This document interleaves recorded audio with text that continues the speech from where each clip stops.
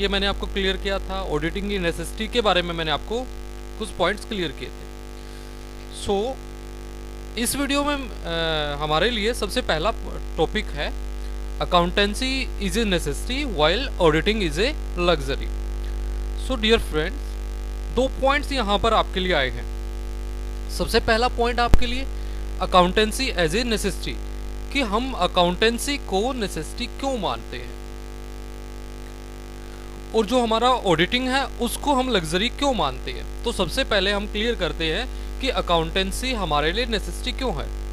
Last video में मैंने accountancy का मीनिंग आपको क्लियर किया था कि बुककीपिंग के बाद नेक्स्ट जो हमारी प्रोसेस होती है वो प्रोसेस हमारी अकाउंटेंसी पे आती है। मतलब बुककीपिंग तक हम सिर्फ अपना एक रिकॉर्ड मेंटेन कर लेते हैं, बट अकाउंटेंसी में क्या होता है कि हम अपनी बुक्स मेंटेन करते हैं। यहाँ पर प्रॉफिट एंड लॉस अकाउंट्स अपना मेंटेन करते हैं, बैलेंस शीट अपनी मेंटेन करते हैं। दैट मीन्स उसके बाद जो कंपनी की एक्चुअल पोजीशन है वो यहाँ पर हमारी फाइंड आउट हो जाती है। ठीक है, तो इस स्टेप को यहाँ पर क्या माना गया है, नेसेसिटी माना गया है। तो किस तरीके से हम मानते हैं इसको नेसेसिटी, तो सबसे पहले हम बात करते हैं कि लिमिटेड मेमोरी पावर। तो बात आ जाती है कि जो प्रेजेंट टाइम है वहां पर क्या है कि बिजनेस के साइज बहुत बड़े हो चुके हैं। तो साइज बड़े हो चुके हैं तो ट्रांजैक्शन बहुत ज़्यादा हो चुकी है। मतलब कि रूटीन में बहुत सारी हमारी ट्रांजैक्शन होती है, तो हर ट्रांजैक्शन को अपने माइंड में रखा जाए ऐसा पॉसिबल नहीं हो पाता। तो इसलिए क्या है कि भाई हमें क्या है उनका प्रॉपर एक रिकॉर्ड मेंटेन करना पड़ेगा। जैसे अकाउंट्स हमारे मेंटेन हमें करने पड़ेंगे, देन तब ही हम अपनी जो मेमोरी पावर है इसके बेसिस पर हम उनको याद रख पाएंगे कि कौन सी एंट्री किस दिन किस अकाउंट्स में हमारी हुई है। तो एक तो इस तरीके से हम जो अकाउंटेंसी है उसको हम नेसेसिटी मान लेते हैं। सेकंड पॉइंट हमारा जाता है knowledge of actual position of business, क्योंकि हर बिजनेसमैन चाहता है कि एक टाइम पीरियड के बाद उसके बिजनेस की उसको एक्चुअल पोजीशन के बारे में पता चल जाए कि उसके बिजनेस में कितना प्रॉफिट है, उसके बिजनेस में कितना लॉस है। मतलब उसका बिजनेस किस ओर रन कर रहा है, प्रॉफिट की तरफ रन कर रहा है या लॉस की तरफ उसका बिजनेस रन कर रहा है। तो यहाँ से बिजनेसमैन को अकाउंटेंसी से जो अकाउंट मेंटेन किए जाते हैं, बैलेंस शीट मेंटेन की जाती है, तो बिजनेस की एक्चुअल पोजीशन के बारे में बिजनेसमैन को यहाँ पर नॉलेज मिल जाती है, जो उसके लिए बहुत ही यूजफुल होती है। इसके बाद नेक्स्ट हमारा आ जाता है प्रूफ इन कोर्ट। बिजनेस के ऊपर क्या है, कई बार डिफरेंट टाइप्स की प्रॉब्लम आ जाती है जिससे कि कोर्ट में केसेस चले जाते हैं। जिसका क्या है कि जो अगर बिजनेसमैन ने अकाउंट्स मेंटेन किए हैं, अगर उनसे रिलेटेड कुछ भी केसेस चला हुआ है, तो बिजनेसमैन क्या है जो अकाउंट्स मेंटेन किए हैं उनको एज ए प्रूफ कोर्ट में रख सकता है, जिससे बिजनेसमैन के जो फेवर में डिसीजन आना है उससे आने में काफ़ी हेल्प बिजनेसमैन को मिल जाती है कि एक्चुअल में बिजनेसमैन ने क्या किया है, अकाउंट्स मेंटेन किया है। मतलब कि जो रिकॉर्ड बिजनेसमैन ने मेंटेन किया है उसका एक प्रॉपर प्रूफ उसके पास यहाँ पर है। तो इसलिए भी हम अकाउंटेंसी को क्या है, नेसेसिटी मानते हैं। इसके बाद नेक्स्ट हमारे लिए आता है knowledge of creditor and debtor. हर एक बिजनेसमैन चाहता है कि उसको उसके बिजनेस के जो क्रेडिटर हैं, मतलब जिन पर्सनों को उसने पेमेंट करनी है, जो लेनदार हैं उसके, उनकी प्रॉपर लिस्ट उस पर्सन को नॉलेज होनी चाहिए।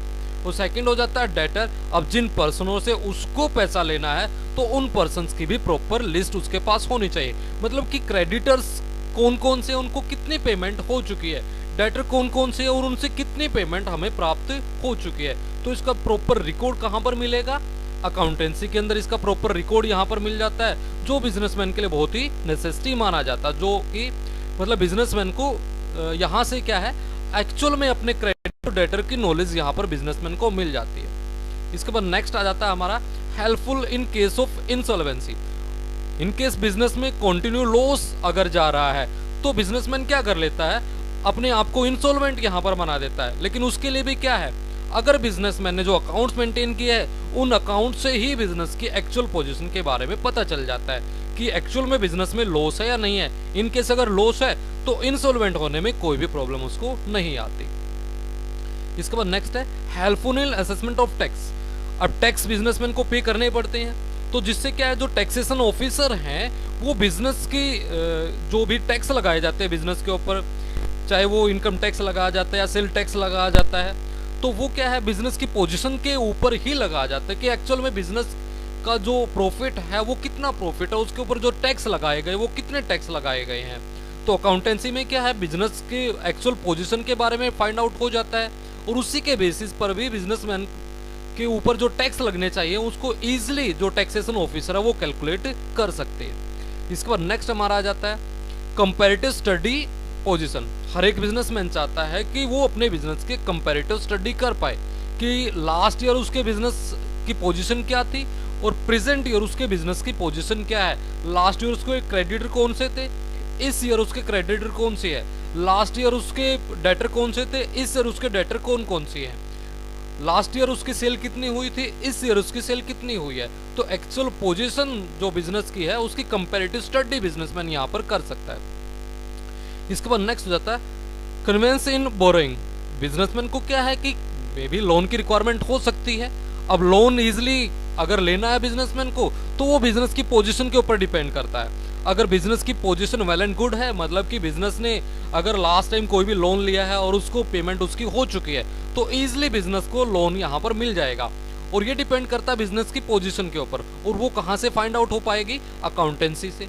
तो अकाउंटेंसी से क्या है, बिजनेस की जो फाइनल बैलेंस शीट हम अपने बनाते हैं तो वहां से बिजनेस की एक्चुअल पोजीशन के बारे में हमें नॉलेज मिल जाती है, जिससे क्या है अगर प्रॉफिट है तो इजिली जो बैंक है फेथ कर लेते हैं और देन उसके बाद क्या है इजिली लोन बिजनेस को मिल जाता है। इसके बाद नेक्स्ट है helpful in sale of business. In case ऐसी रिक्वायरमेंट हो जाती है कि बिजनेस को सेल करना है तो जो पर्सन परचेज करने वाला होता है वो बिजनेस की पोजीशन चेक करना चाहता है कि हाँ एक्चुअल में बिजनेस की पोजीशन क्या है, प्रॉफिट कितना है बिजनेस के अंदर, क्या लॉसेस बिजनेस ने उठाए हैं, और वो कहाँ से फाइंड आउट हो पाएगा, वो सब कुछ भी अकाउंटेंसी से ही फाइंड आउट हो पाएगा।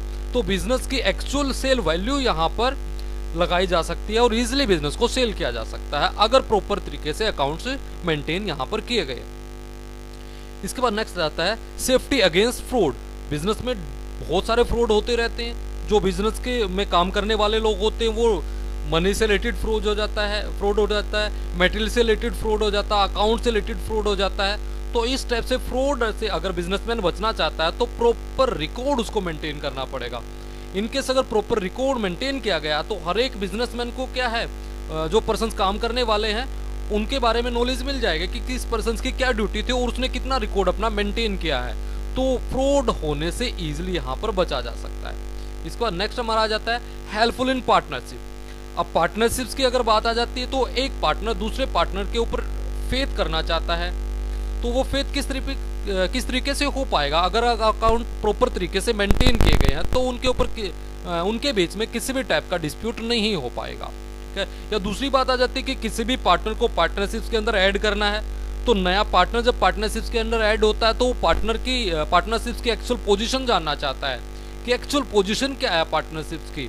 या कोई भी पार्टनर पार्टनरशिप से बाहर जाता है देन उसके बाद भी पार्टनरशिप्स की क्या है प्रॉपर तरीके से कैलकुलेशंस किया जाता है कि उस पर्सन को कितनी जो पार्टनरशिप से गया हुआ है तो क्या उसको पेमेंट की जाएगी।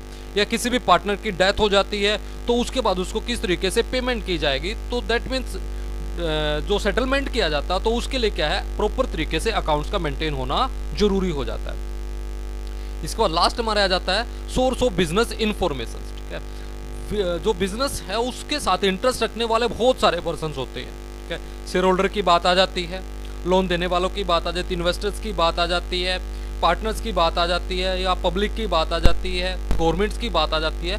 तो हर एक पर्सन का किसी न किसी तरीके से बिजनेस के साथ इंटरेस्ट जुड़ा होता है। ठीक है। तो उन पर्सन्स को टाइम टू टाइम बिजनेस से रिलेटेड इन्फॉर्मेशन की रिक्वायरमेंट हो जाती है और वो इन्फॉर्मेशन कहाँ से मिल पाती है, अकाउंटेंसी से उन पर्सन्स को मिल जाती है कि क्या क्या रिकॉर्ड जो बिजनेस ने मेंटेन किया है तो वो इन्फॉर्मेशन इन पर्सन्स को मिल जाती है। तो ये तो बात आ जाती है कि अकाउंटेंसी को हम इन पॉइंट्स के बेस पर हम क्लियर मान सकते हैं कि अकाउंटेंसी हमारे लिए बिजनेस के लिए बहुत जरूरी है, इसलिए इसको नेसेसिटी माना गया है। इसके बाद नेक्स्ट आ जाता है ऑडिट इज एज लग्जरी, कि अब बात आ जाती है कि भाई हम ऑडिट को लग्जरी क्यों मान रहे हैं। ठीक है। तो ऑडिट को लग्जरी मानने की अगर बात आ जाती है तो भाई अकाउंटेंसी को तो हमने नेसेसिटी मान लिया, अब ऑडिट किस तरीके से हम लग्जरी उसको मान रहे हैं। ठीक है। सबसे पहले बात आ जाती है मिसयूज ऑफ मनी। ठीक है। हम यहाँ पर मान रहे हैं कि भाई अगर ऑडिट करवा जाता है तो मनी का मिसयूज होता है। ठीक है। नॉर्मल सी बात आ जाती है कि भाई छोटे बिजनेस हैं तो वो जो ऑडिट का चार्ज है वो अफोर्ड नहीं कर पाते। ठीक है, बड़े बिजनेस है उनके लिए तो क्या है, ट्रांजैक्शन बहुत ज्यादा है, उनके लिए तो कंपलसरी भी हो जाता है और वो चाहते भी हैं कि उनके बिजनेस का ऑडिट हो पाए। बट जो छोटे बिजनेस हो जाते हैं तो उनके क्या है, एक्स्ट्रा चार्जेस उनके लिए यहाँ पर ऑडिट के माने जाते हैं, तो इसलिए भी वो मानते हैं कि मनी का मिसयूज यहाँ पर हो रहा है। इसके बाद नेक्स्ट हो जाता है मिसयूज ऑफ एनर्जी। अब ऑडिट का जब प्रोसेस स्टार्ट होती है तो बहुत टाइप्स की फॉर्मेलिटीज वहां पर करनी पड़ती है। ठीक है, डिफरेंट टाइप्स की इन्फॉर्मेशन प्रोवाइड करानी पड़ती है, प्रॉपर तरीके से रिकॉर्ड मेंटेन वहां पर करना पड़ता है, बुक्स मेंटेन वहां पर करनी पड़ती है। ठीक है, प्रॉपर लिस्ट वहां पर मेंटेन करनी पड़ती है, ट्रांजैक्शंस की, डेटर्स की लिस्ट, क्रेडिटर्स की लिस्ट वहां पर आ जाती है। तो इससे भी क्या माना जाता है कि भी एनर्जी वेस्ट यहाँ पर हो रही है हमारी। इसके बाद नेक्स्ट हो जाता है वेस्टेज ऑफ टाइम। अब टाइम का वेस्टेज की अगर बात आ जाती है, ठीक है, तो ऑडिट जब होता है तो उस टाइम पीरियड में क्या है कि बिजनेस की प्रोसेस को रोक दिया जाता है। ठीक है, जब तक ऑडिट का काम चलता है तब तक बिजनेस की प्रोसेस को यहाँ पर रोक दिया जाता है। ठीक है, कि उस टाइम पीरियड तक के जितने भी ट्रांजैक्शंस हुए हैं उनको प्रॉपर तरीके से वेरीफाई किया जाएगा। तो वहां से क्या है, वेस्टेज ऑफ टाइम की यहाँ पर बात आ जाती है। ठीक है, क्योंकि कई बार क्या हो जाता है कि भाई जो पर्सन काम करने वाले होते हैं उनसे क्लैरिफिकेशन मांगा जाता है, तो क्या है वो आएंगे एंड उसके बाद क्लैरिफिकेशन अपना देंगे, तो टाइम का वहां पर फिर से वेस्टेज यहाँ पर माना जाता है। इन्फॉर्मेशन कभी भी उनसे मांग ली जाती है ऑडिटर के द्वारा, तो टाइम का वेस्टेज यहाँ पर माना जाता है। इसके बाद नेक्स्ट आता है decrease in the efficiency of employment. अब जो एम्प्लॉय काम कर रहा है तो बीच बीच में क्या है, उसको कभी भी ऑडिट की प्रोसेस में उसको बुलाया जा सकता है कि आप ये क्लैरिफिकेशन दीजिए, ये इन्फॉर्मेशन आप प्रोवाइड कीजिए, तो वो पर्सन क्या है काम छोड़कर आएगा, तो इससे क्या है उसकी दोबारा से काम पर लगेगा, तो एफिशिएंसी कहीं ना कहीं उसकी डाउन यहाँ पर जाती रहती है, तो एक ये प्रॉब्लम यहाँ पर मानी जाती है। उसके बाद लास्ट आ जाता है इररिलेवेंसी ऑफ ऑडिट। ठीक है, तो यहाँ पर क्या है, ऑडिट को निरर्थक माना जाता है कि भाई ऑडिट होने के बाद भी बहुत टाइप्स के ऐसे फ्रॉड हो जाते हैं वो नहीं फाइंड आउट हो पाते। मतलब कि ऑडिट भी किया, एक्स्ट्रा चार्जेस भी हमने लगाए, एनर्जी भी हमारी वेस्ट हुई, टाइम भी हमारा वेस्ट हुआ, एफिशिएंसी भी हमारी यहाँ पर गई, देन उसके बाद भी क्या फिर से हुआ, लास्ट में फिर से यही रिजल्ट आ जाता है कि कुछ फ्रॉड ऐसे रह गए फिर भी जो फाइंड आउट नहीं हो पाए। ठीक है, तो इसके बाद हम क्लियर मान लेते हैं कि भाई अकाउंटेंसी को तो हम क्या मानेंगे, यहाँ पर नेसेसिटी हम मान ले रहे हैं, और उसके बाद ऑडिट को हम क्या है, लग्जरी यहाँ पर मान रहे हैं। ठीक है, क्योंकि नेसेसिटी मानने के पीछे कोई रीजन यहाँ पर हमारा हो जाता है अकाउंटेंसी को, क्योंकि पहले क्या थे, बिजनेस के साइज छोटे थे, ट्रांजैक्शन तो जो थी बिजनेस में वो बहुत कम थी, बट आज के टाइम में अगर देखा जाए तो ट्रांजैक्शन बिजनेस के बहुत बढ़ चुके हैं। मतलब कि बिजनेस का लेवल क्या है, वो लोकल से नेशनल से इंटरनेशनल लेवल तक यहाँ पर हमारा पहुंच चुका है। तो उसके बाद अकेला बिजनेसमैन क्या है, सारी एक्टिविटीज को हैंडल नहीं कर पाता या माइंड में वो नहीं रख पाता, तो कहीं ना कहीं इसको रिक्वायरमेंट यहाँ पर अकाउंटेंसी की हो जाती है। इसलिए अकाउंटेंसी को क्या है, यहाँ पर क्या माना गया है, नेसेसिटी माना गया है, और ऑडिट को लग्जरी की कैटेगरी में यहाँ पर डाल दिया गया। इसके बाद नेक्स्ट हमारे लिए आ जाता है स्कोप ऑफ ऑडिट, कि ऑडिट का स्कोप मतलब कि क्षेत्र ऑडिट का क्या क्या आ जाता है। ठीक है, यहाँ पर बात आ जाती है कि जब एक ऑडिटर अपना ऑडिट का काम स्टार्ट करता है तो क्या है, वो एक एरिया अपना सेट करके चलता है। ठीक है, कि मतलब कि ऑडिट के दौरान उसको किस टाइप्स का, मतलब कि ऑडिट में अपनी प्रोसेस में किन किन चीजों को वो वेरीफाई करेगा, मतलब अपना एक क्या है एरिया अपना सेट करके वो चल पड़ता है। ठीक है, कि भाई मुझे ऑडिट करते टाइम किन किन चीजों को मुझे वेरीफाई करना है, कौन कौन सी इंफॉर्मेशंस की मुझे रिक्वायरमेंट पड़ेगी, मतलब कि अपनी एक क्या है लिमिट सेट उसने ऑडिटर ने अपनी कर ली है, मुझे इस लिमिट तक अपने जो ऑडिट का काम है उसको कंप्लीट कर देना है। बट एक पॉइंट यहाँ पर हमारा आ जाता है कि ऑडिटर ने तो अपनी लिमिट सेट कर ली है, ठीक है, बट एक और बात क्लियर हो जाती है कि उस लिमिट तक क्या वो प्रॉपर तरीके से जो ऑडिट का काम है वो कर पाएगा, आफ्टर ऑडिट क्या ये क्लियर कर पाएगा कि जो उसने ऑडिट किया है अब किसी टाइप की कोई मिस्टेक नहीं रही है, दैट मीन्स वो ट्रू एंड फेयर उसकी रिपोर्ट आई है, क्या ऐसा क्लियर हो पाएगा अगर वो लिमिट सेट करके चला हुआ है एक ऑडिटर। बट ऐसा हो नहीं पाता। ठीक है, इसलिए क्या है एक ऑडिटर अपनी लिमिट इस तरीके से सेट नहीं कर सकता। कई बार क्या हो जाता है, एक ऑब्जेक्टिव जो ऑडिट का होता है उसी के ऊपर ही डिपेंड उसका स्कोप होता है कि ऑडिट करने का ऑब्जेक्टिव क्या है, और उसी ऑब्जेक्टिव के अकॉर्डिंग क्या है वो अपना स्कोप सेट करके चलता है कि जैसा ऑब्जेक्टिव है उसी के अकॉर्डिंग वो अपनी ऑडिट के काम करेगा। मतलब कि क्या उसको डीपली चेक करना है। ठीक है, या भाई उसको क्या है सिर्फ एक सैंपल के बेस पर उसको चेक करना है, तो उस तरीके से वो अपना ऑडिट का काम यहाँ पर कर लेता है। कुछ ऐसे इंपॉर्टेंट पॉइंट हो जाते हैं जो ऑडिट का जब स्कोप सेट किया जाता है तो उस टाइम उसको ध्यान में रखने पड़ते हैं। जैसे सबसे पहले बात आ जाती है ऑब्जेक्टिव की, तो एक ऑडिटर को क्या अपना ऑब्जेक्टिव सेट करके चलना चाहिए, ठीक है। या बात आ जाती है कि जो जिस पर्सन के लिए वो ऑडिटिंग करने जा रहा है तो क्या इंफॉर्मेशन उस पर्सन के द्वारा उसको प्रोवाइड की जाएंगी, जो ट्रायल बैलेंस है उसका क्या टोटल वहां पर मिला हुआ है या उसमें कुछ डिफरेंस आया हुआ है, ठीक है। किस टाइप्स के बिजनेस के लिए वो ऑडिट करने जा रहा है, ठीक है। जैसे पार्टनरशिप्स की बात आ जाती है, सोल प्रोप्राइटर की बात आ जाती है, तो इनके लिए तो नॉर्मली माना जाता है कि कंपलसरी नहीं होता, बट इनके लिए भी अगर वो कर रहा है देन उसके बाद किस तरीके से अपना एरिया सेट करके चलेगा, ठीक है। या किस टाइप्स के सर्कमस्टांसेस उसके सामने आएंगे, या भी जैसे इंटरनल चेक की बात आ जाती है, ठीक है, internal check.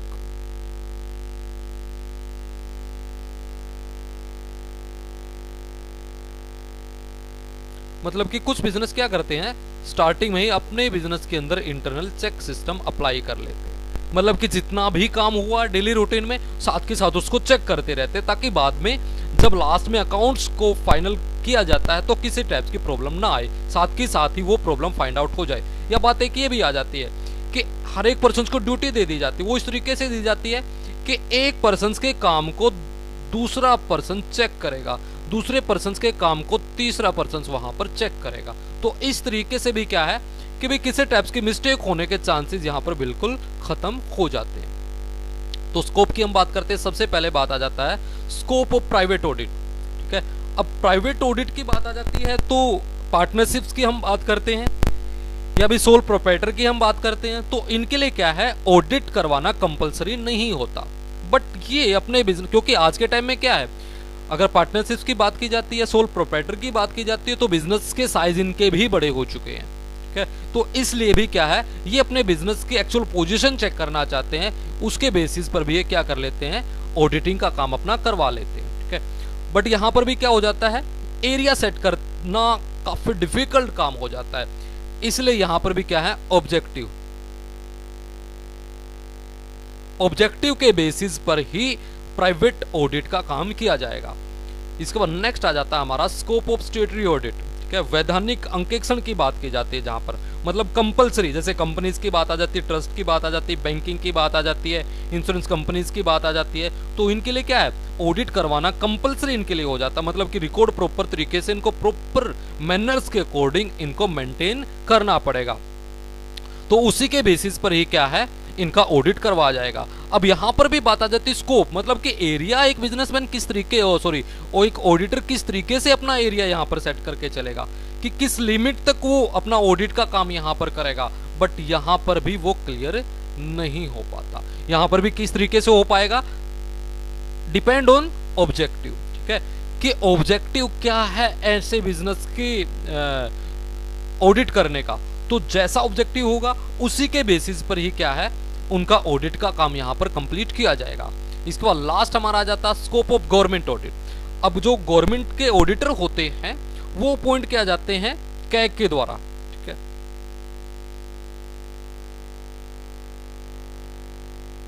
Controller and auditor general, ठीक है, ऑफ इंडिया, जो हमारा प्रेसिडेंट होता है इसके द्वारा इनको अपॉइंट किया जाता है, और जितने भी गवर्नमेंट के ऑफिस होते हैं वहां पर इन पर्सन्स को उनका जितने भी गवर्नमेंट के ऑफिस है उनमें जो रिकॉर्ड मेंटेन किया जाता है उनका ऑडिट करने के लिए इन पर्सनों को अपॉइंट किया जाता है, ठीक है। अब बात आ जाती है इनका, अब इनका क्या है जो सेक्शन है हमारा 1949, ठीक है, इसके अंदर 149, ठीक है सेक्शन, इसमें पहले से ही लिमिट सेट कर रखी है, ठीक है। मतलब कि यहां पर ऑडिटर के लिए कोई प्रॉब्लम नहीं है, डायरेक्ट उसको क्या है 149 सेक्शन उसको चेक करना है कि ऑडिट का काम गवर्नमेंट जब ऑडिट का काम किया जा रहा है तो किस लेवल तक उसको यहां पर ऑडिट का काम करना है, उसी के बेसिस पर ही वो अपना ऑडिट का काम कंप्लीट कर देता है। इसके बाद नेक्स्ट आ जाता है हमारा बेसिक कंसेप्ट ऑफ ऑडिटिंग, ठीक है, मतलब कि जो हमारी ऑडिटिंग है वो किन कंसेप्ट के ऊपर बेस्ड है, ठीक है, मतलब कि जो ऑडिट का काम जो एक ऑडिटर के द्वारा किया जाता है वो किसके ऊपर बेस्ड रहकर एक ऑडिटर अपना काम यहां पर करता है। सबसे पहला आ जाता है इंडिपेंडेंस, ठीक है। मतलब कि स्वतंत्र होना चाहिए एक ऑडिटर, उसके ऊपर किसी भी टाइप का कोई प्रेशर नहीं होना चाहिए जब वो ऑडिट का काम अपना करने जा रहा है, ठीक है। मतलब जो उसके अंदर एबिलिटी है, उस एबिलिटी के बेस पर उसको एक्चुअल पोजीशन जो बिजनेस की है वो फाइंड आउट करके दिखानी है। मतलब बिजनेस के अंदर किस टाइप्स के फ्रॉड हुए हैं, क्या मिस्टेक हुई है, वो उसको फाइंड आउट करनी है। तो किसी भी टाइप्स का क्या है, उसके ऊपर प्रेशर नहीं होना चाहिए और उस पर्सन को क्या है, प्रॉपर तरीके से इम्पार्शल होकर वहां पर अपना काम करना है, ठीक है। पार्सलिटी वहां पर उसको नहीं दिखानी है बिल्कुल भी। तो इस तरीके से वो अपना काम यहां पर करेगा। सेकंड हो जाता है एविडेंस। अब जो ऑडिट का काम जितना भी है वो डिपेंड ऑन एविडेंस, ठीक है, कि प्रूफ है। एक बात मैंने लास्ट टाइम क्लियर की थी आपको कि नॉर्मली एक बात मानी जाती है कि बिजनेस में जो रिकॉर्ड मेंटेन किया गया है वो वाउचर के बेस पर रिकॉर्ड मेंटेन किया जाता। तो कोई भी रिकॉर्ड ऐसा नहीं होना चाहिए जिसका वाउचर आपके पास नहीं है। मतलब रिकॉर्ड आपने मेंटेन कर लिया और वाउचर आपके पास नहीं है, तो वो भी नहीं होना चाहिए। और कोई भी वाउचर आपके पास ऐसा भी नहीं रहना चाहिए जिसको आपने रिकॉर्ड में नहीं डाला है, ठीक है। तो प्रॉपर डिपेंड ऑन एविडेंस, ठीक है। तो जो एक ऑडिटर है, ऑडिट का काम किसके ऊपर डिपेंड रहेगा, एविडेंस के ऊपर। वाउचर जिनको हम बोल देते हैं, तो वाउचर के ऊपर ही बेस्ड रहकर वो अपना ऑडिट का काम कंप्लीट करेगा। इसके बाद नेक्स्ट है ड्यू ऑडिट केयर। मतलब कि ऑडिटर को क्या है, प्रॉपर तरीके से हमेशा अलर्ट रहना पड़ेगा, क्योंकि कभी भी क्या है, जो बिजनेसमैन है उसने फ्रॉड कर रखे होंगे, ठीक है, डिफरेंट टाइप की मिस्टेक उसने की होंगी। तो ऑडिट को क्या है, हर एक टाइम उसको बिल्कुल प्रॉपर तरीके से केयर रहकर उसको ऑडिट का काम करना पड़ेगा कि कहाँ पर उसको डीप चेक करना है। मतलब कि उसका टारगेट यही है कि ऑडिट के दौरान उसको किसी भी टाइप्स की कोई मिस्टेक अगर मिल रही है उसको फाइंड आउट करना है, फ्रॉड अगर उसको मिल रहा है उसको फाइंड आउट करना है। इसके बाद नेक्स्ट है एथिकल कंडक्ट। अब यहाँ पर बात आ जाती है ऑडिट प्रोफेशन की, ठीक है, कि मतलब कि ऑडिटर जो एक प्रोफेशनल जिसको हम बोल रहे हैं, ठीक है, मतलब कि सीए की डिग्री जो उनके द्वारा ली गई है, ठीक है, तो माना जाता है कि ऑडिटर के ऊपर फेथ किया जाता है कि ऑडिटर के द्वारा जो ऑडिट का काम कंप्लीट किया जा रहा है, दैट मीन्स उसके बाद जो रिपोर्ट आएगी वो प्रॉपर तरीके से फेथ उसके ऊपर किया जा सकेगा।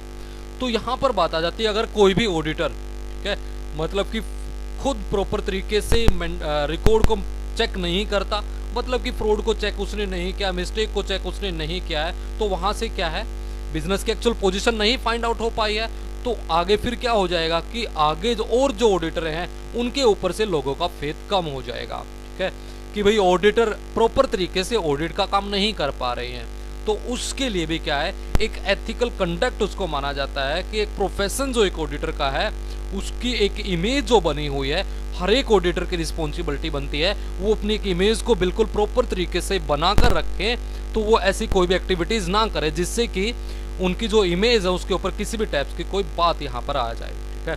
तो इसलिए एक ऑडिटर की एक रिस्पॉन्सिबिलिटी यहाँ पर बन जाती है कि वो एक्चुअल में जो मोरल उसकी जो वैल्यूज जो उसको बनी हुई है, ठीक है, या किसी भी टाइप का वो मिसकंडक्ट ना करे या प्रोफेशनल मिसकंडक्ट ना करे वहां पर, तो वो उसकी रिस्पॉन्सिबिलिटी बनती है।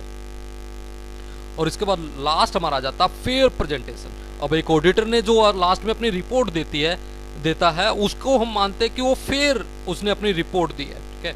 जैसे मानते हैं कि ट्रू एंड फेयर वो रिपोर्ट है उसकी, प्रॉपर तरीके से जो ऑडिटर थे उसने जो अकाउंट मेंटेन को चेक किया है उसकी रिपोर्ट को प्रॉपर तरीके से क्या है डिस्क्लोज वो किया जाएगा, ताकि जिन जिन पर्सनों को उसकी मतलब रिक्वायरमेंट है उन पर्सन्स को उसकी नॉलेज यहाँ पर मिल जाए। मतलब कि एक्चुअल में जो एक ऑडिटर की जो रिस्पॉन्सिबिलिटी थी वो रिस्पॉन्सिबिलिटी उस ऑडिटर ने प्रॉपर तरीके से यहाँ पर अपनी पे की है।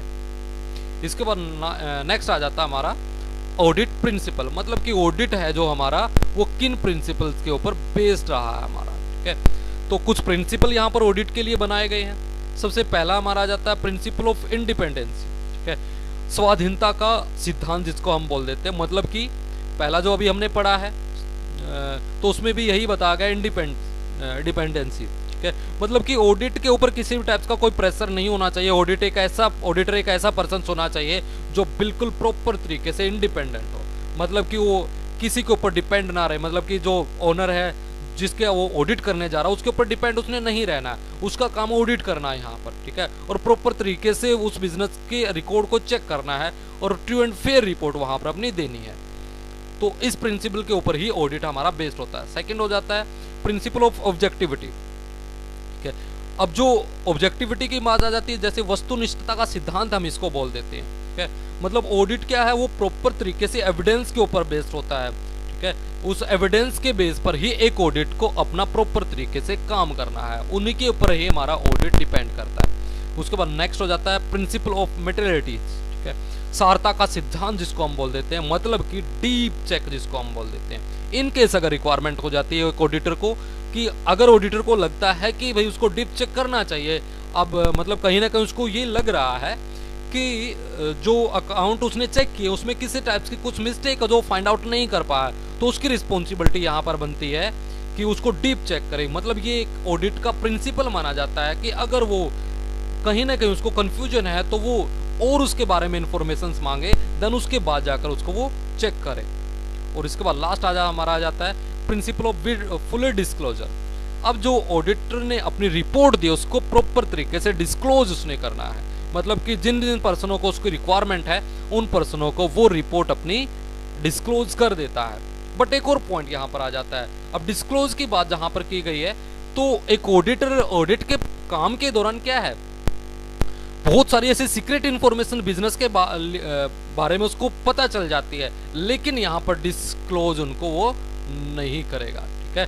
वो इंफॉर्मेशन थर्ड पार्टी को डिस्क्लोज नहीं करेगा, क्योंकि वहां से क्या है, बिजनेस के लिए काफी चैलेंज इकट्ठे हो जाते हैं, कहीं ना कहीं कंपटीटर्स उसके लिए इकट्ठे हो सकते हैं, मतलब सीक्रेसी बिजनेस की लीक हो सकती है, तो वो डिस्क्लोज नहीं करेगा, ठीक है। डिस्क्लोज सिर्फ क्या करेगा, जो रिपोर्ट एक्चुअल बिजनेस की आई है कि क्या बिजनेस के जो रिकॉर्ड मेंटेन किए वो प्रॉपर तरीके से सही है या सही नहीं है, सिर्फ वो डिस्क्लोज यहाँ पर करेगा, ठीक है। इसके प्रोसीजर की अगर हम बात करते हैं ऑडिटर के, तो प्रोसीजर यहाँ पर भी इसी तरीके से आ जाता है कि स्टार्टिंग में बिजनेसमैन ने क्या किया, एविडेंस इकट्ठे किए हैं, देन उसके बाद उनको चेक किया जो अकाउंट्स मेंटेन किए गए, ठीक है। डिफरेंट टाइप्स की टेक्निक एक ऑडिटर यहाँ पर यूज कर लेता है, जैसे फिजिकल चेक की बात आ जाती है, फिजिकल कैलकुलेशंस की बात आ जाती है, एविडेंस की बात आ जाती है, ठीक है। या भी जो बुक कीपिंग किया गया है, क्योंकि अकाउंटेंसी हुई है तो उसी के बेसिस पर भी एक जो ऑडिटर वो चेक कर सकता है, बट वो चाहता है कि वो अकाउंटेंसी से पहले भी वो स्टेप पर जाए, बुक कीपिंग जिसको हम बोल देते हैं, तो वो भी चेक कर सकता है। जो एक्चुअल डॉक्यूमेंट उसके पास आए हैं उनको वो चेक करेगा, अकाउंट जो मेंटेन किया उसको वो चेक करेगा। इनकेस वो इनसे भी सेटिस्फाई नहीं है तो पर्सन्स को बुलाकर अपने पास वो देन उसके बाद भी चेक कर सकता है, ठीक है। एडजस्टमेंट एंट्रीज हो जाती है, उनको भी चेक किया जा सकता है यहाँ पर, ठीक है। तो इस तरीके से भी वो वेरीफाई यहाँ पर कर सकता है। इस पर नेक्स्ट हमारे लिए आ जाता है क्वालिटी ऑफ ए ऑडिटर। अब एक ऑडिटर जो ऑडिट का काम करने जा रहा है उसके ऊपर फेथ है बहुत सारे पर्सन्स को, ठीक है। जैसे हम बात कर सकते हैं शेयर होल्डर की, हम बात करते हैं बैंकर्स की, हम बात करते हैं पब्लिक की, हम बात करते हैं इन्वेस्टर्स की, हम बात करते हैं, तो उनको उसके ऊपर फेथ रहता है। तो इसलिए क्या है, ऑडिटर के अंदर एक प्रॉपर तरीके से क्वालिटीज का होना बहुत जरूरी है। तो क्या क्वालिटीज एक ऑडिटर के लिए यहाँ पर मानी गई है? सबसे पहली बात आ जाती है complete knowledge of book keeping accountancy. बिल्कुल बात है जी सही, ठीक है, क्योंकि इन्हीं के ऊपर ही बेस रहकर वो क्या करेगा, एक ऑडिट का काम अपना कंप्लीट करेगा। इसलिए क्या है कि बुक कीपिंग और अकाउंटेंसी का एक प्रॉपर तरीके से एक बिजनेस जो ऑडिटर है उसको नॉलेज यहाँ पर होना चाहिए, ठीक है। एक नॉर्मल जो हम अकाउंटेंट होता है उसको हम नहीं मान सकते कि नॉलेज हो, ठीक है, वो ऐसे मेंटेन कर सकता है अकाउंट्स को, बट हम ये नहीं मान सकते कि एक ऑडिटर को इसका नॉलेज ना हो, क्योंकि ऑडिटर जो अपना ऑडिट का काम कंप्लीट करेगा वो इन्हीं के ऊपर ही बेस्ड रहता है, इसलिए उसको नॉलेज होना यहाँ पर बहुत जरूरी हो जाता है। नेक्स्ट आता है knowledge of nature of business. जिस बिजनेस का वो ऑडिट करने जा रहा है उस बिजनेस के नेचर के बारे में उसको कंप्लीट नॉलेज होना चाहिए। मतलब कि एक ऑडिटर नॉर्मली क्या करता है, ऑडिट का काम काम स्टार्ट करने से पहले वो बिजनेस को चेक करता है, वेरीफाई करता है, बिजनेस के नेचर को वो चेक करता है, मतलब फिजिकल विजिट वहां पर बिजनेस में करता है कि एक्चुअल में बिजनेस का नेचर किस टाइप्स का है, देन उसके बाद जाकर वो अपना ऑडिट का काम स्टार्ट करता है। उसके बाद नेक्स्ट आता है knowledge of various act. Different types के एक्ट की उसको नॉलेज होना चाहिए, क्योंकि किसी भी टाइप्स के बिजनेस का वो ऑडिट का काम कर सकता है। बिजनेस में जितने भी ट्रांजैक्शन होते हैं उनके ऊपर डिफरेंट टाइप्स के एक्ट लगते हैं, तो उनका नॉलेज उसको होना चाहिए। जैसे हम नॉर्मली बात करते हैं पार्टनरशिप एक्ट की, हम बात करते हैं कंपनी एक्ट की, हम बात करते हैं इनकम टैक्स एक्ट की बात आ जाती है, फैक्ट्री एक्ट की बात आ जाती है, सेल टैक्स एक्ट की बात आ जाती है, सेल ऑफ गुड एक्ट की बात आ जाती है, कॉन्ट्रैक्ट एक्ट आ जाता है हमारा, इंस्ट्रूमेंट्स एक्ट की बात आ जाती है। तो इन एक्ट का उसको नॉलेज यहाँ पर होना जरूरी है। इसके बाद नेक्स्ट जाता है एक्सपर्ट इन ऑडिट वर्क। बिल्कुल सही बात है जी, अब एक ऑडिटर है तो ऑडिट के काम में तो उसको एक्सपर्ट होना बिल्कुल जरूरी है यहाँ पर, ठीक है। इसके बाद नेक्स्ट जाता है इम्पार्शियल एंड ऑनेस्ट। पीछे भी इस वर्ड को यूज किया गया, ठीक है।